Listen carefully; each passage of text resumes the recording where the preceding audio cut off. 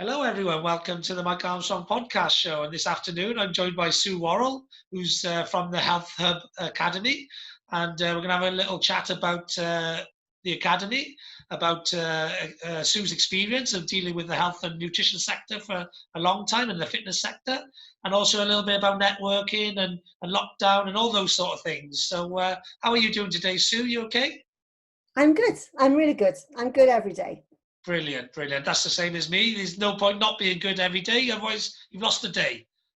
Absolutely. Yeah, Absolutely. Love it. Yeah. definitely, definitely. Brilliant. So the Health Hub Academy, I know quite a bit about it because we're in a network together, and I've heard quite a lot about this as it's been building over the months, especially I think you launched it before lockdown, but it's been building a lot during lockdown. But to my audience and to my listeners, etc., can you tell people a little bit about the Health Hub Academy, what it is, what it does, and where it come from, if you like, so how it come about? Sure. Sure. Yeah. So, as Mike said, my name is Sue-Worrall. I'm a nutritionist and I'm a senior associate with the Royal Society of Medicine. That's my governing body. I've been involved in nutrition for over 30 years. And I got into nutrition because I was born with a huge hole in my heart called an atrial defect. And they told me that I would probably be in a wheelchair by the time I was 60 because my heart was the size of a small rugby ball from overworking. As a teenager and in school, I loved sport. And I sort of thought that everybody threw up in the hedge as soon as they exercised. I didn't think it was anything wrong with me. I sort of got used to it and got known for it, but still managed to sort of captain the netball team. Surprising as I'm so short as well. But that was what they told me, and it was my determination then to get fit, first of all. So I had major surgery at that time. When they did my surgery, it was very, very risky because it's a long time ago. They measure you for a coffin, measure your width and your length. And I sort of said to them, is this for a coffin? And they said, oh, no. But yes, they did admit it was really. So I had major surgery. After the surgery, I recovered pretty quickly and was amazed that I could run up steps. So I used to, everywhere where I went, and no lifts, I just ran up every steps. It was so lovely to be able to do that without almost passing out. Yeah. And then got much better and went looking for fitness, started to get fit, joined some fitness classes, did things like yoga and used to be aerobics then. I hadn't found Pilates wasn't quite around then. And then I had my two children, and my second child was born with cystic fibrosis. And that was quite a big wake-up call. And I say to people when they come and see me now, we shouldn't wait for a wake-up call in life before we really find good health and good nutrition and a good way of life, which Mike and I have just been talking about, and a good daily practice. But we do very often. And mine was when I was just 19 after the surgery. And then the second one was when my son James was born. And so I made it my business to really study health. And I did a lot of work on studying health, and I became the director for Wales for the Cystic Fibrosis Trust, a voluntary position where I liaised between the trust and the parents, and I learned so much about it. I ended up working with people in Great Ormond Street and the Brompton in London and the Heath Hospital and Jimmy's in Leeds and all the other children's hospitals. And I learned a lot about antibiotics, about infection, about antioxidants, and then I decided that I should do a proper study. But at that time, my little boy was still alive, but not very well, and it took a lot of my time. So I didn't do it until he died when he was age 10. And then when I went looking to be busy, that was when I decided to take on nutrition and do a qualification. And that's what I did. And since then, I'm absolutely passionate about nutrition and everything that goes with it, which is mind and health as well, because your mind and your body are one system. So it's holistic health of everything. Yeah. And the power of plants and fruits and vegetables and how powerful they are. You know, Hippocrates said, let food be thy medicine, and we're just getting around to it. And the other thing people say is that we are what we eat. Well, we are what we eat, absorb, and fail to excrete. So if it's still in your body being processed out, like the chemicals we take in, it's part of who you are. So I wanted to get as much knowledge as possible. So I've traveled to America and Europe and lots of places on health conferences. And I ran a clinic in and two in Cardiff for quite a few years. Never advertised. I was always, people came by word of mouth. I just got results. I just worked on getting results and loved it, absolutely loved it. But I got to a point where I thought, I want to help more people. And about 4 years ago, I decided that I would make an online facility, which is not my thing at all, IT. But I made my own website, which was, I'll never do again. I mean, good for everybody who does it. Mike, I know, is brilliant at it. At least by doing it, I knew the possibilities of it, and I knew what were not possible and what we could do with it. So I was glad I did it. And then about 3 years ago, I stopped all my clinics. I stopped the London one, and then I stopped one of the Cardiff ones, and then I stopped completely. And at the end of my time in clinics, I worked a lot with sports people. I started off with sick children with cystic fibrosis and with heart disease. And then I went on to family health. And then I ended up with sports people because I did I worked with golfers, did work with the PGA, got some results there, and the word went round. And in 2012, I took an amazing guy called Mark Colbourne. I helped him get to the Olympics. By the way, Mark's been on my podcast and on the YouTube channel as well. So check out that video and that episode. I will, yes, I will. He's amazing, Mark. I mean, you know, whatever I did with nutrition and whatever anybody else did with his training, he has got a mind of steel. He was going to do it. And as soon as he knew I met him about 2 years and 2 months from the Paralympics, and he said to me, I said, "What are you going to do?" He said, "Well, I want to go to the Olympics. I just found out about it, and it's here in the UK. So I want to get there." And we said, "Fine," and that was it. So we worked closely together, and he got a gold and 2 silvers, and amazing achievement. But I learned a lot about the body of an athlete then, and how we repaired and recovered him, because fueling for performance doesn't work. You've got to fuel for repair and recovery. Because if you repair and recover, you can train harder, longer, sooner, and right up to competition. And that's what gives you the edge on other people. So I did a lot with sports people. And so I had all this knowledge of sport as well. I'm an avid exercise enthusiast. I love Pilates. I love HIIT classes. I'm a useless runner. I do a bit of running, but I became a Nordic walking instructor, and I do a mixture of Nordic walking and running with my sticks up in the woods, pretty rough ground, so I sort of scramble rather than run. Yeah. And since the lockdown, I've done at least 3 to 4K every day, and it's been lovely, really. To you know, it's forced me to put time to go out there, which has been one of the good things.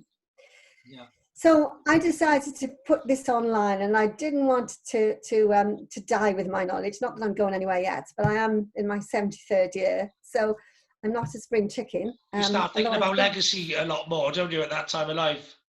Yeah. And I didn't want to waste all this knowledge that I'd got together. So I started to think about it. I had no idea of anything like COVID-19 turning up, but we planned the launch, and it happened just before lockdown. So we launched it just before lockdown with about 25 members in a group I put together of like raving fans. And they are only people who are really interested in health, who want to be in there, who asked to be in there. And we've got 660, I think, or 650 something in there now, which is brilliant. And we've got a health advisory board. We've got some amazing people on that. We've got people who will look after pediatricians, who are GPs who also deal with pediatrics. We've got kinesiologist, reflexologist, acupuncturist, Chinese medicine practitioner, psychologist who does nutrition for sport. And the health advisory board is there so that anyone can have a chat with them. So if you want a private GP, you normally have to pay a fee to go and see them. So this is an opportunity to just go and have a little chat and suss out if that's what you really need. Because you might see the GP and they might say what you really need is a chiropractor, a physiotherapist, an osteopath. what you need is something else, and then you can chat to them and then find a fit, and then go and pay for your session. So it allows you to explore your problems with other people who know where the best place for you would be. Yeah, we've got amazing articles. We've got a brilliant library in there, loads of articles on all the related subjects. There's 12 headings of different subjects. We're still building. Which are? Do you know them off heart? So there's food tips and facts, a diabetic health watch we've just opened, 50 plus information, specific illnesses. We've got a whole section on fitness, which is not open yet, but we're building that. There's going to be exercises and you can download free, and there's going to be workshops, and there's going to be information about exercise as well and what exercise does for you, and sports psychology in there. So that's going to be a whole new section that'll open. What else have we got? Mindfulness, mental health, stress, and meditation and breathing techniques. So we must be getting close to the 12 there, I think, but nearly there, aren't I? Yes. Yeah. I look at it later and go, oh, I didn't mention that. That's all right. But yeah, there's loads of articles in there on that, and tips and facts. Great. There's also a section on specific illnesses and illnesses that, like the Society of Medicine say to mention, and we're just building into that as well. There's things like sepsis that people are not aware of, and I'm trying to make the awareness of that to everybody more public. So I'm going to start posting on that sort of awareness. We're also going to have being aware of what to do if someone has a stroke or a heart attack or a electric shock. So we're going to have the basic first aid recognition things in this section as well. So it's things for the general public, but it's also for health practitioners of all the different aspects of health, whether you're a hairdresser, a beautician, or a brain surgeon. Whatever is your health in there, there's a platform in there for business as well.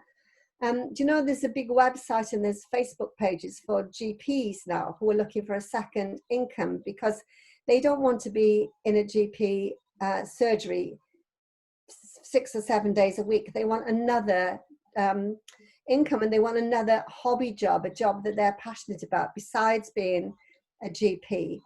They're usually very clever people, so they want to use the other aspects of their mind as well. And so we've got a few GPs who've come on board, and we give them support because they might be brilliant at medicine and whatever other aspect they want to bring in, but they don't know business so well. So we've got a whole business section as well. So for someone who's got a reflexology business and they just do it on a Saturday morning or a Thursday night for friends, they still need a bit of business acumen, and we've got support for them. So all aspects of people with businesses. And the last thing that we help people with is we've got about 1,000 posts in there, all health related, on mental health, physical health, tips, hacks, everything. And you can pick up that post, copy the text and steal it. Pick up the JPEG that is a reusable licensed JPEG, and you can post it as your own. So it's not going to interfere with the Facebook or the LinkedIn or the Instagram algorithms. It's not going to say you're sharing something and Mike will like this because he's pretty hot stuff and all this. You post it as your own so you can become the expert. Yeah, it's great. So you're spreading the waves of knowledge down to other people to spread the waves of knowledge further. Yeah. Exactly. So our slogan is empowering health to thrive globally. You know, we want to help in any way we can. And also everything on there. Oh, what I didn't mention, I know the thing I should have mentioned is that the category is that meal planning and recipes. There's tons of that in there. Yeah, I've seen a lot of that. Yes, and all of them are low glycemic index. We've got a big, huge epidemic of type 2 diabetes now. No one needs to be a type 2 diabetic. I've turned 4 people around just in the COVID lockdown from being diabetic to no longer diabetic. You just froze then, but funnily enough, I had someone contact me yesterday wanting to know how to set up a podcast for type 1 diabetes, and I found the difference. Type 1 diabetes is a medical condition you can't do anything about, and type 2 diabetes is one that anyone can get out of if they want to by having a healthier lifestyle. Exactly, yeah, or not even get into in the first place Yes, if yeah. you Or avoid it in the first right. place, yeah. Exactly, yes, yeah. And they're completely different animals, and people slot them all into one, but they're not. No, they're But very they're both, different by the sounds of it, both, you know. yeah, and they're different causes. Well, as you can get type 2 diabetes from a damaged pancreas, so that's a bit different. Okay, But yeah. it's still, you know, you can't stop that if the pancreas is damaged and they don't produce insulin anymore. But yet it's sort of type 2 because it's not the type 1 technically. Yeah, one's an illness and one is self-infliction.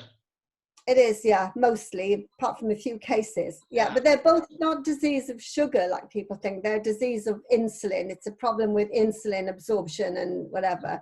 But yes, and knowledge on that is a great help as well. So every meal and recipe in there, I've vetted myself.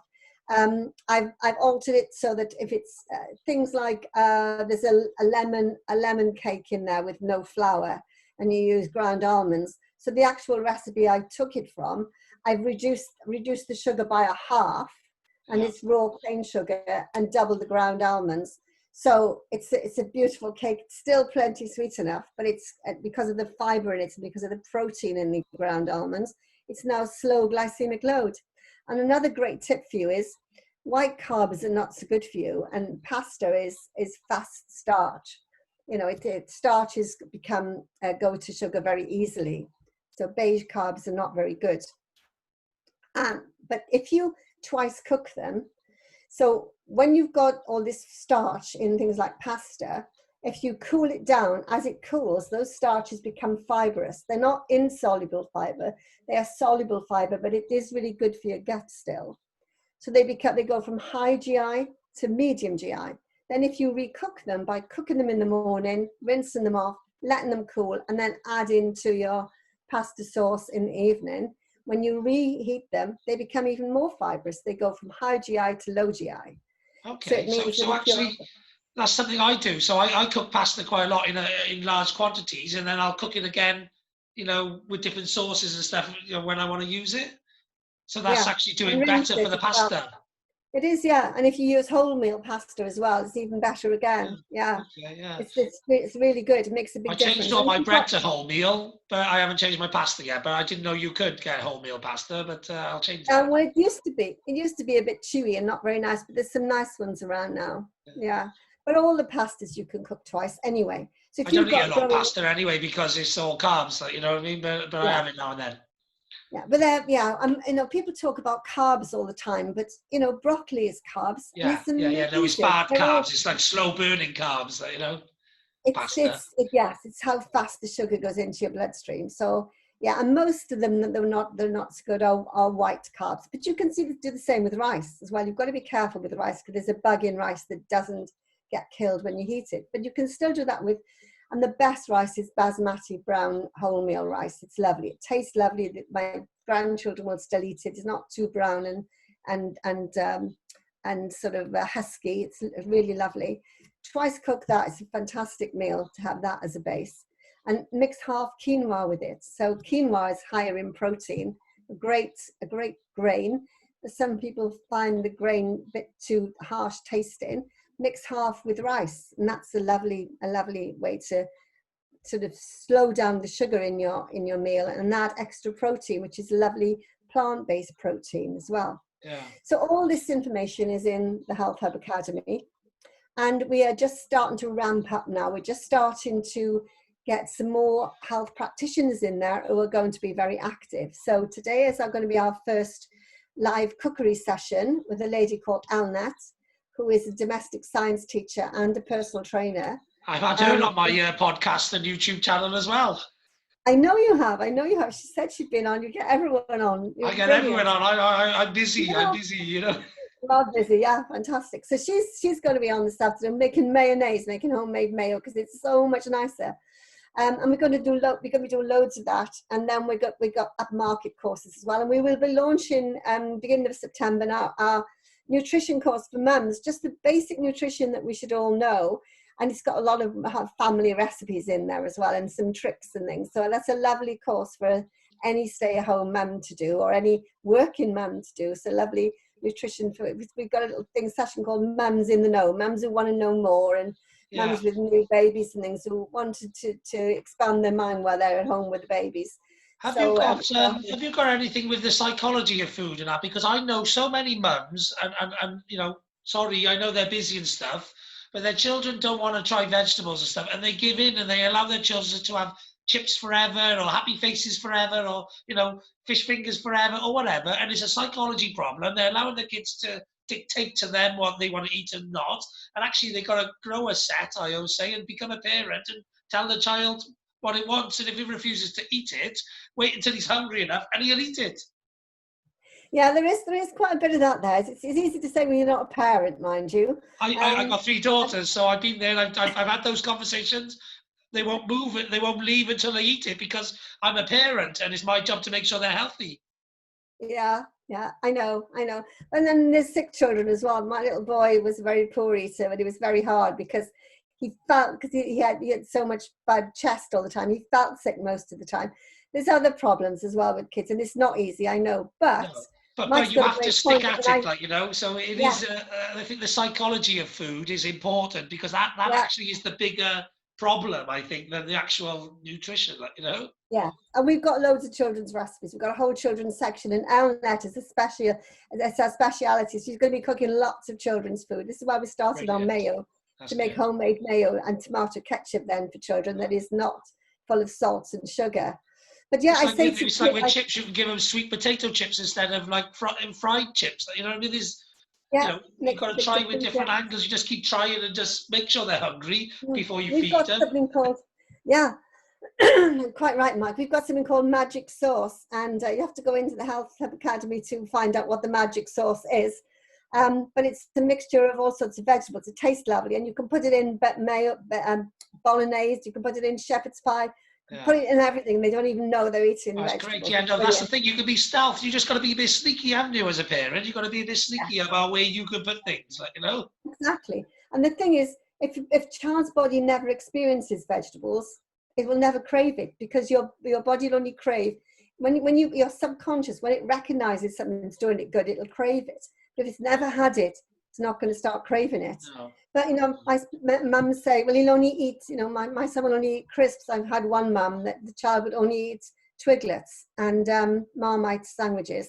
And, you know, they'd only eat these. And, you know, I say, well, when did he get the credit card, you know, to go to the supermarket? Yeah, exactly. Like, when's he, you know, people say that they take the easy route out every time. Yeah, they do the same with their pets. There's so many fat dogs, because like humans feed them all of their rubbish. Yeah, it's like, oh, I don't know how he got that big. Well, because you keep feeding him chocolate.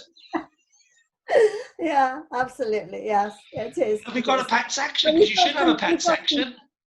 We haven't got a pet section yet. We're just building the human section. We'll leave the pet section to someone else, I think. It's popular, though. It's popular. You know, there's a lot of pets out there. Yeah. It is popular. Well, stay to one another. Sorry, you just stop. No worries. You find a way. Sorry. That's okay.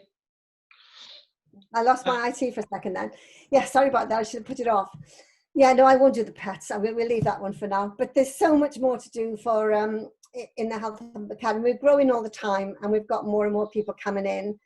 And yes, it's all my knowledge and all the knowledge as well of all the Health Hub Academy, Health Hub Academy, advisory board. Members, like all the different brilliant minds in there. We've got brilliant minds in there. We've got a newly retired psychiatrist. We've got a psychologist, and you can access their information as well. And so we're starting now slowly, and all through September and October, and through the winter then we'll have lots of courses going on, and you can get, some of them will be free, so please, anyone who listens to this, go and join the free Facebook group. Go and look at the Health Hub Academy if you want to join there. It's less than £10 a month. List where they find the group, and also list the web address while we're here. Okay, the web address is www.healthhubacademy.com. Easy peasy, just healthhubacademy.com. And the Facebook group is Health Hub Academy Facebook group. Just look for it in the group and you'll find it. Ask to join and I'll let you in. So yes, great. Yeah, brilliant. Great. And obviously I meet a lot of health practitioners all the time, you know, globally networking, etc. So we're gonna have to come up with a deal, Sue, where if I get them to join your academy, then do they, as a professional, do they have to pay you a fee in order for you to promote them in the academy? Is that how it works? Yes, yes. There's different memberships depending what they want from us. So if they want a lot of support and we want us to help them build their business for them, and we've got Paul Rees, who is a executive coach, to give them some coaching, and they want a On my website. podcast and YouTube as well, Paul. Yeah, I love Paul. absolutely. Great guy. I know, yeah. So depending on how much support they need, there's different levels of memberships. We talk to them about that, and then only some of them are invited on the Health Hub Advisory Board. We've got, the list of disciplines on there. And then those are affiliates. So any affiliates, if they bring someone else on as an affiliate, they get a kickback from the membership of the other affiliate. And the nice thing that's happening already is they're all working together on joint projects. They're using each other's facilities, and knowledge. They're passing clients to each other. So there's like a market, a marketplace for the affiliates as well. Yeah, those collaborations, once they all get to know each other, they'll do joint events, and they're much better at being able to get into the corporate world, because each of them on their own may not have enough, but together they may have a great offering, to get some decent paid jobs, in that corporate world. Yeah, exactly. As I meet people, is there any way that I can introduce them to the academy and be on an affiliate scheme or something for me? Anyone and anything to do with health, if they want to chat with myself or Paul or Rob on IT. I mean, what we've found, I've got about 5 people to see in the next 2 weeks, and they're already running successful courses, but they're not online. No. And they want to be able to transmit their power that they have in the room, because they're really good at their workshops and courses in seeing the people. So they want us to help them put it on a platform that we use, that it looks lovely and it comes across as just as high level and high end as the one they were teaching in person online, so that they can have an online business as well. And that's what's happening. So yes, and we can link with you with some of those as well, Mike. Yeah, I might be interested in that myself. For the I teach, as we discussed briefly before we come on, I teach a happiness formula, which is basically a daily ritual of things I believe. I've lived it, so I know it works. But they're things that I believe you have to do on a daily basis to be the happiest you that you can be. And it works for me, and I'm interested in getting out there and testing the market, how many people it works for other people.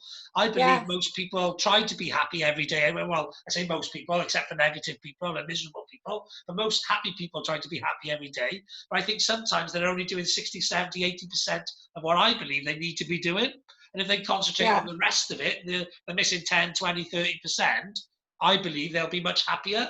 And a lot of that for most people is either they're not getting enough sleep, so they're doing everything else but not getting enough sleep. They're not exercising every day, so they're skipping exercise some days. Or they're not eating a well-balanced diet.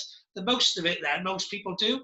There is a random acts of kindness in there, so some people do that, some people don't. Some people are selfish or from a scarcity mindset, so they don't want to help other people. But actually, if you learn to help other people, just like Sue's doing in the academy, like I'm doing on my podcast, that actually makes you feel happy. And it also makes other people happy as well. And actually the knowledge of making them happy makes you feel happy again. So there's actually the hormones of the happiness. There's the knowledge of the happiness. So it all goes in. And then the other big one, which is a mental thing, but again, it's about goal setting, target setting. Most people have a big goal, but they don't have a daily ritual or daily goals. And actually, you achieve those things daily. They give you the happiness from the achievement and the anticipation of looking forward to the happiness of the achievement and the reward that you give yourself sometimes, which actually maybe the thing is the reward, or sometimes you give yourself a reward for achieving the thing. So it all compounds into the happiness.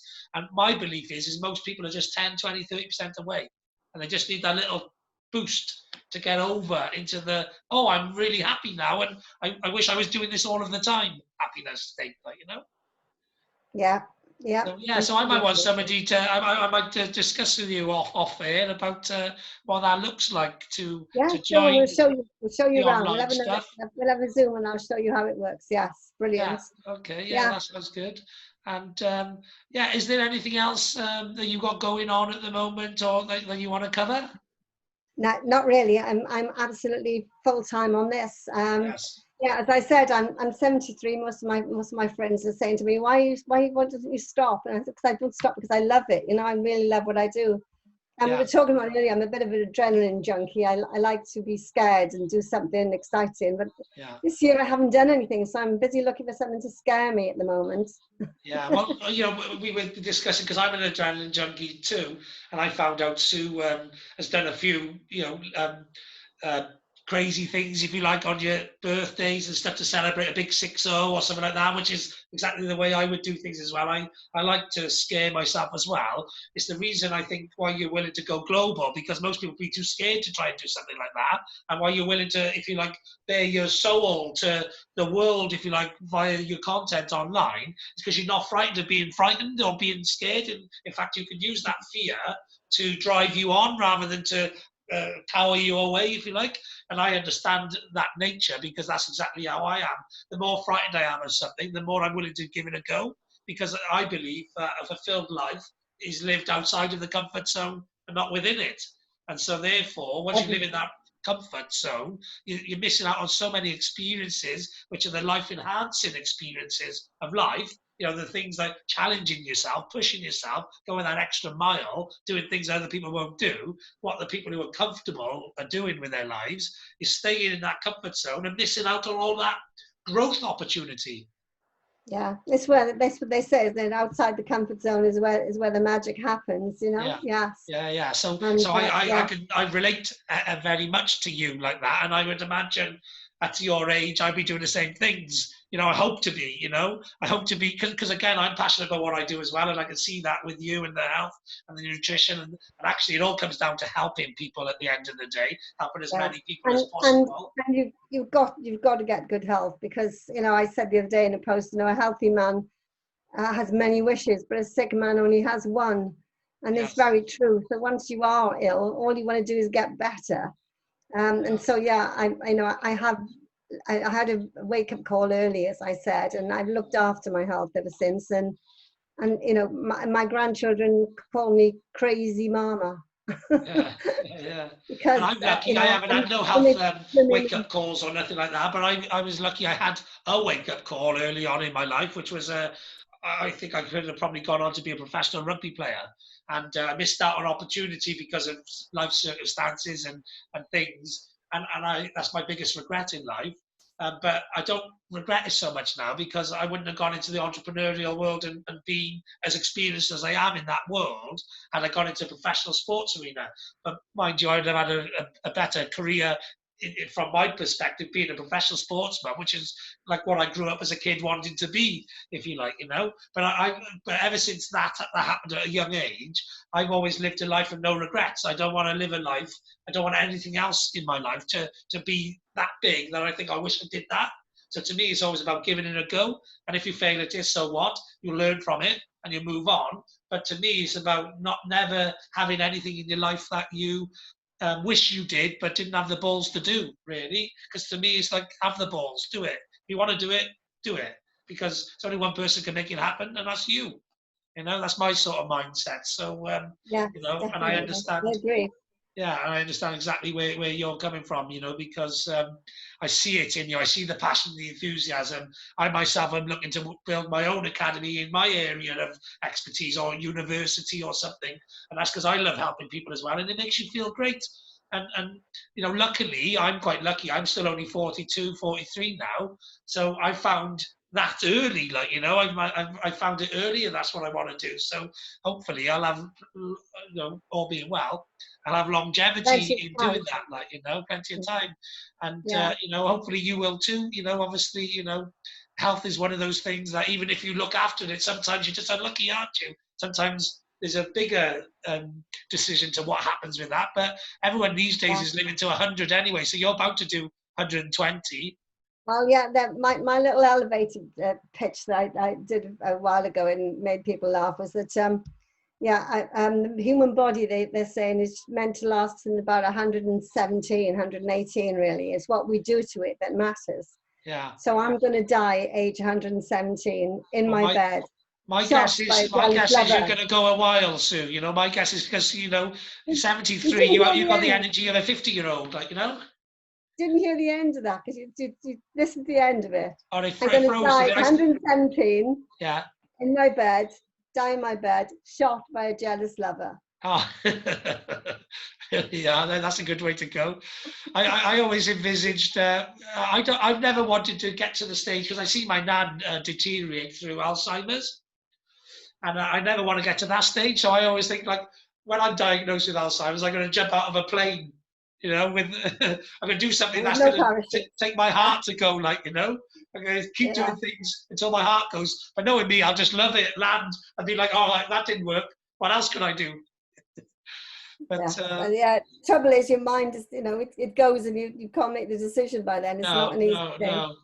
That's the worst thing, though. That I see my nan deteriorate over like a 10-year period, and that's the worst thing about aging for me, is if you lost your mind, it's the worst thing. Yeah, me too. Yes, yeah, but, not good. And they are working. There is stuff that they think is better, or stopping it, or whatever. There's going to be some. You just got to eat healthy food. Get off the fizzy drinks. Get off the processed food. Reduce the alcohol. Get enough sleep. Look after your mindset to cut back the stress. But most definitely. of all, fruits and vegetables. It's they know that people with a diet with high in fruits and vegetables, there's less instances of all the things like inflammatory loads, Alzheimer's, strokes, cancers. It really cuts down the risk of all those diseases greatly. So you need to have 10 to 15 fruits and vegetables every day, 10 to 15. So you need to have, if you have 10, you need 7 veg and 3 fruit. If you have 15, you need 11 and 4 fruit. You need to have mostly vegetables, and a lot of raw in there if you can. I think the corporate world, and especially actually the mass market, before they get their vegetables, they've got to learn to stop sticking Coke down their throat, and coffee, and That's a whole different story, and chocolates and cakes and sweet. They need to start there first before they get onto the veg. Yeah. Unfortunately, that's my experience of the sort of corporate world. I use a product called Juice Plus, which gives you 30 varieties of fruits and veg a day, and it just helps you get there. It's a foundation. It's not a weight loss product or anything. It's a health product that gives you a platform, bridges the gap between what you do eat and what you should eat. But I've got 2 people who double up on that and stop and keep on smoking cigarettes. So they take some for them, some for the fags. I keep telling them it's not really working. It's not going to work, It's costing them for the fags, the Juice Plus, and they're still not really looking after their health. No, really strange. Exactly. But some people won't ever learn. But like you say, I think prevention is better than cure. Most people try and deal with things as they've happened, But if you can actually prevent them happening, then much better. Much better. Quite right. Yes. Yes, definitely. Brilliant. I think that's a good place to end it there. Really, that's a good message to leave to people. Yes, definitely. Brilliant. Okay, then. Well, thanks a lot for coming on the podcast and sharing your wisdom and your knowledge, and also information about everything that you're doing. And keep up the great work. Keep helping people. Keep impacting people. Keep that legacy growing and building. Keep those teammates who are going to see this job out long into the future. That's always good. Keep building those layers in. Absolutely. I see lots of people's great, fantastic legacy legacy products, if you like, legacy works, and I think it's a very admirable thing to do, is to build a lasting legacy that's going to go on for a long into the future. So keep up the great work, and thank you very much for coming on the podcast. Thank you for having me. We'll speak soon. Brilliant. All right, then. All the best. Bye. Right, nothing else left for me to say other than have a great day. I know I will, and thanks very much for listening. Cheers. Bye-bye.